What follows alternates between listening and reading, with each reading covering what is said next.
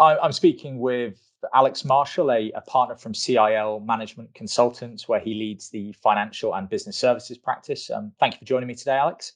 Would you like to give a quick overview on CIL and your role, and then we can get into some of my questions? Very happy to.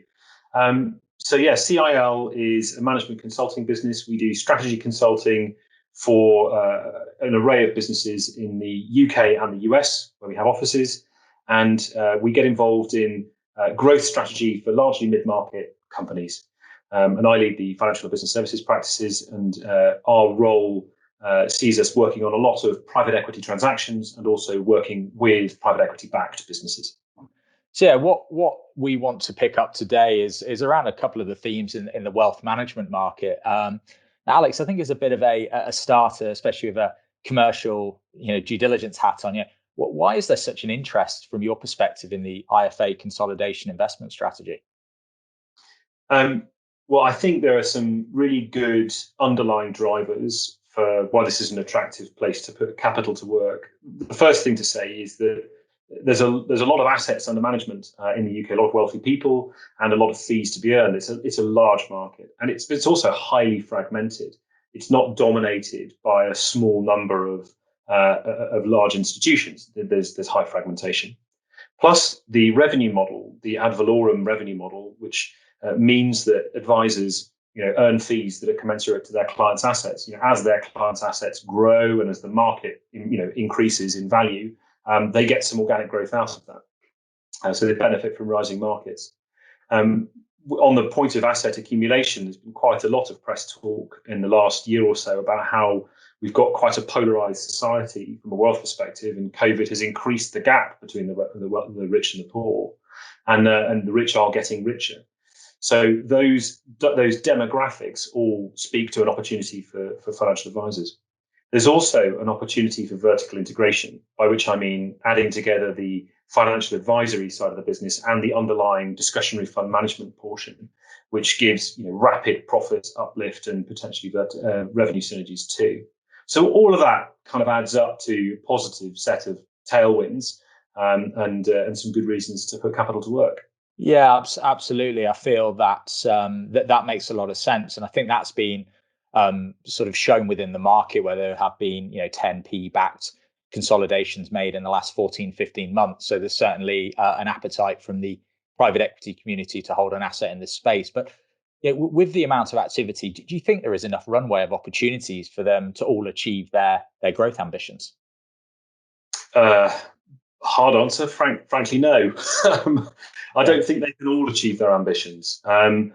One of the challenges is that when you look at it on paper, there's plenty of opportunity because there are hundreds and hundreds of firms out there to fuel a buy and build strategy. But the reality is you wouldn't want to buy all of them. Some of them are really not that great as a business. And everyone wants to add the same thing. They all want to add material lumps of assets under management at a time, rather than doing an acquisition every week of a very small business. It's not to say that they all have exactly the same strategy, but there's quite a few of them queuing up for the same kind of asset. And the stock of really good mid-sized firms, with hundreds of millions of assets under management is not infinite, and it is dwindling. So at some point, the music will stop, and those that haven't developed a strategy that enables them to grow organically and to accumulate assets rather than being driven by market forces or through acquisition, those will probably look a bit weak. No, that's a really interesting point, and it sort of leads me on to my next question. Really, we talk about achieving their aspirations and the runway. That's more an inorganic strategy, but why is organic growth such a challenge within the IFA market, and do these IFAs need to consider differentiating?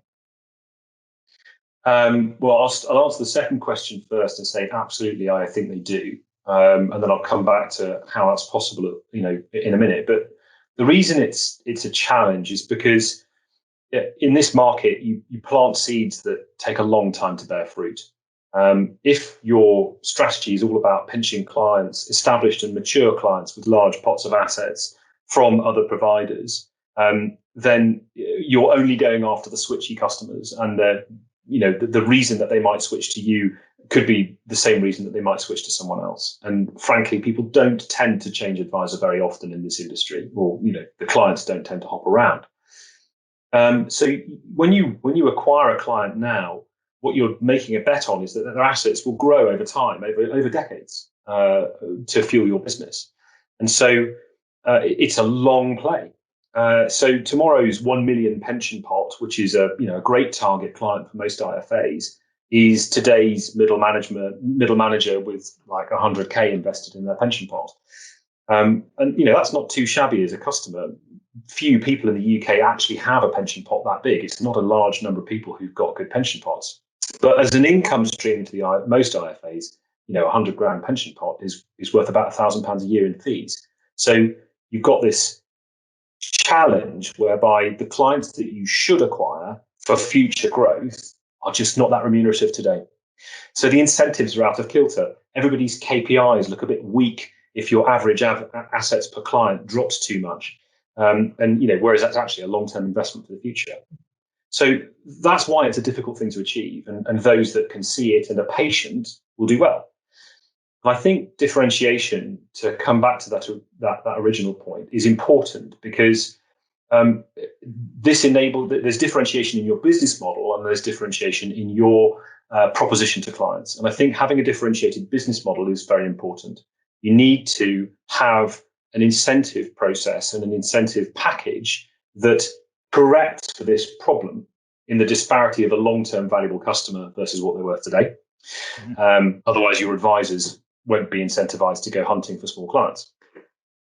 And your proposition needs to be differentiated because there aren't a huge number of very wealthy people in the UK and everybody wants to serve them. So the sorts of differentiation that we've seen really pay off is having a proposition that works for really neat pockets of society, like plugging into a local area geographically, or plugging into a particular group or profession, like doctors or vets or a particular community.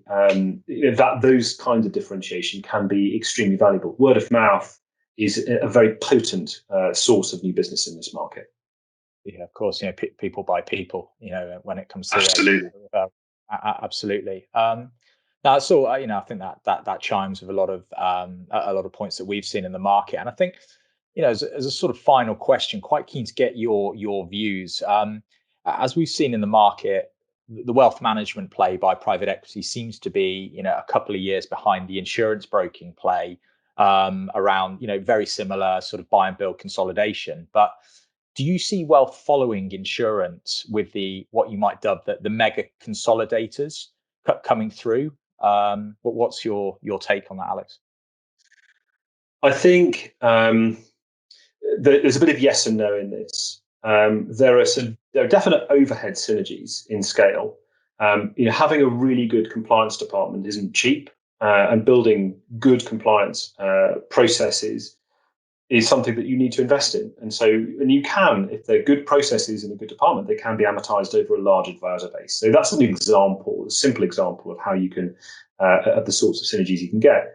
Also, there are advantages in having scale, in being able to invest in technology. Smaller firms can't necessarily provide quite such a tech-enabled service to their customers as some of their larger competitors should be able to do. I'm not saying that the big ones always do this brilliantly and the small ones always do this badly, but if you're thinking about investing, having that kind of larger cost base and larger appetite to invest will help you to pivot into a more virtual world, for instance.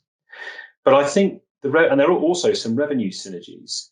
The example that I mentioned at the start of our conversation, Euan, was this concept of vertical integration, where you can be the advisor, which is about planning someone's financial future and putting in place the right tax efficient structures and strategies, and then the underlying actual asset management or discretionary fund management. And that strategy, putting those two things together, generates good revenue synergies, and it can be a real profit driver. But obviously, if you've got two businesses that have already done that, when you put them together, you hit a bit of a problem, because you can't necessarily recommend to all those clients for whom you're providing a vertically integrated service under company one that it makes more sense for them to switch out of that into company two when you put the two things together. It's not necessarily the case. The FCA only likes you to do that if you can demonstrate that the one you're putting it into is cheaper. So you can only really obtain windfall synergies from that strategy kind of once, and it does run out after that point.